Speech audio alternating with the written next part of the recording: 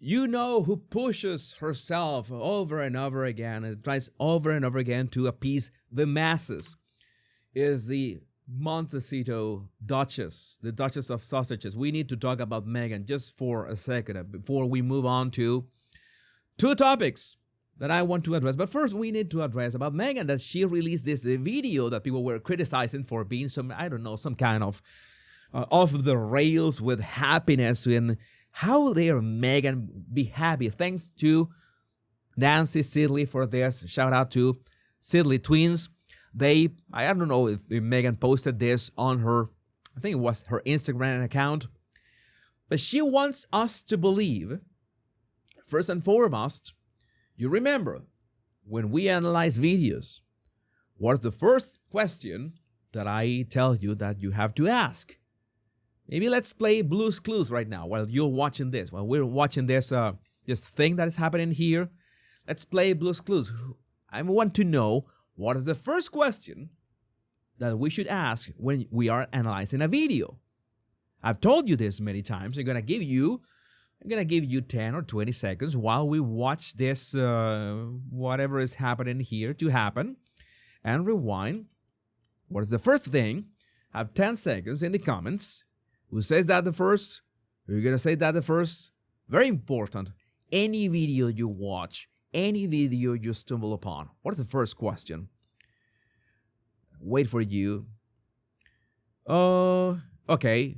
Nobody answered the question. I'm gonna say that you have to pay attention. You have to know or realize. Oh yeah, I know that Denise, you nailed it. Who is behind the camera?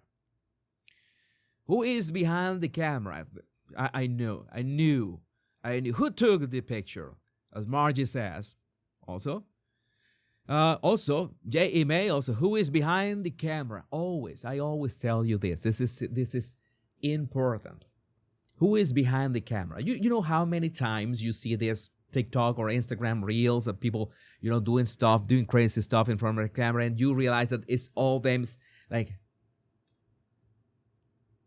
and it's sad, right? You can imagine that the person had a camera to point at themselves to do whatever they wanted to do because they had to record that for the masses. I don't know. They are moments for selfies, of course. You can take selfies with your loved ones when you're on a trip, but other times that can be a bit awkward. But in this case, who is behind the camera? According to the Montecito duo themselves, this was Lili who was behind the camera, and I don't believe that for two reasons. The first reason, I have a flimsy, let's say, argument towards this, in which the camera is way too, stable for a kid to be holding it. I mean, a kid is gonna be jiggling, laughing, maybe jumping, moving back and forth. The camera is gonna move, but you might say that the camera has some kind of stabilization. And this camera, every mobile phone camera right now, has stabilization features. But not to this extent, not to the extent that you're going to have a kid and have such a stable take of what is going on. The second reason, which is much more, it's much more, let's say, stable or secure. I'm surest that this was not taken by Lili. Is the angle. The camera is at chest level with Harry, almost at shoulder level with Meghan. You see this? I'm gonna try to take a couple steps back, theoretically, and you see the horizon. Where they are in that horizon, the approximate distance, I can see this. Yeah, whoever took that at the height of Harry's shoulders, more or less. Harry's midsection, Meghan's shoulders. So was Lili like this? She was holding the phone like this on top of her head? She got some kind of contraption with a GoPro camera on her head. I don't know.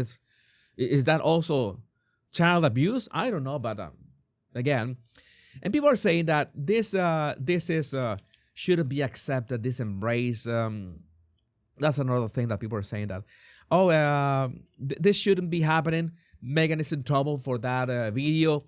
For that video is not appropriate for Instagram. Okay, pump the brakes, kid. Pump the brakes, kid. Again, we can say a lot of things, and one of the things I'm gonna try to fast forward here. I'm not going to defend Megan or any or of the sort. Okay, people are getting all riled up because of this. I'm gonna move the cursor. Filming a K-drama. That's a good one. That's a good one, Lisa. Very good one.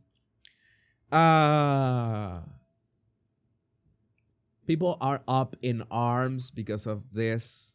I mean, I have seen everything that is ages ahead of anything like that in regards to not safe for work content on Instagram. You know that you can actually program Instagram to not have all the thoughts and the hosts popping up in your timeline all the time.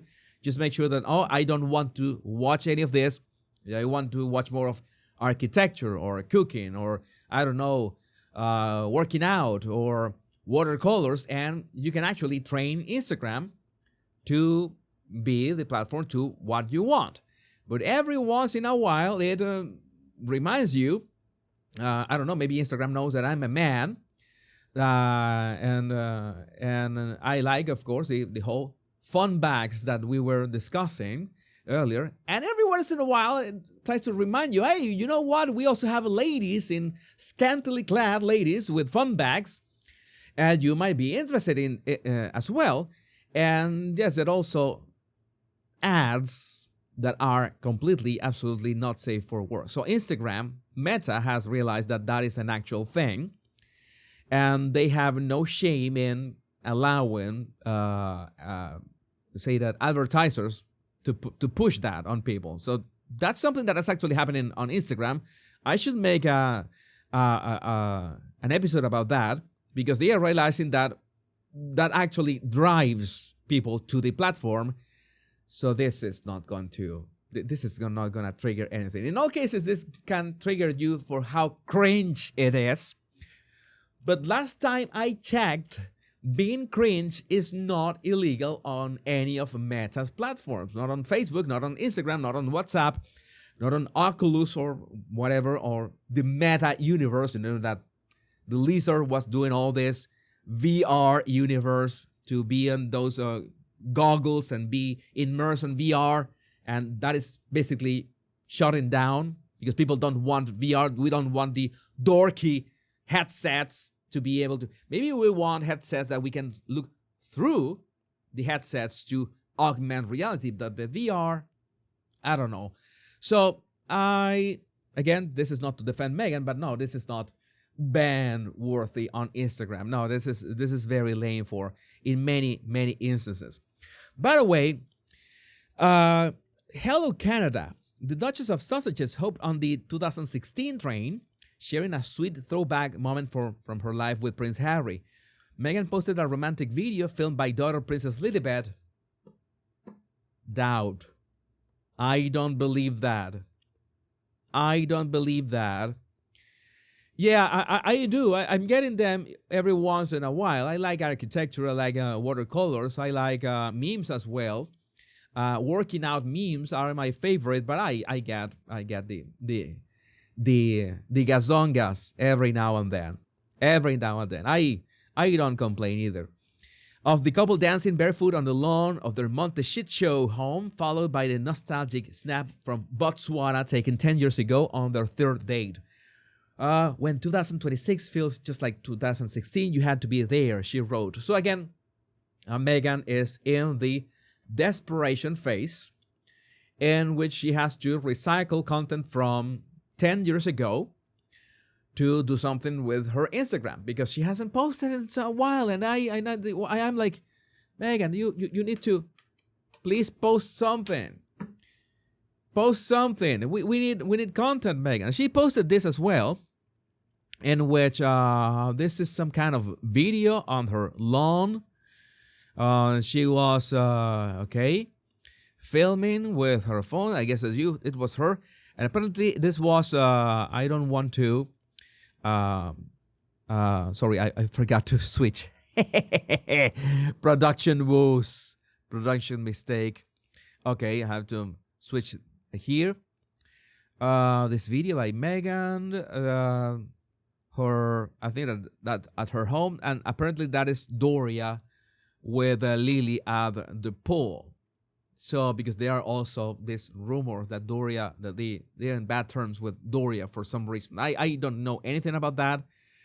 But where's Doria? We haven't seen her in a while. But Meghan, when you ask the question, that's something that Meghan, we know that Meghan is listening, because we ask a question into the universe, and somehow Meghan listens.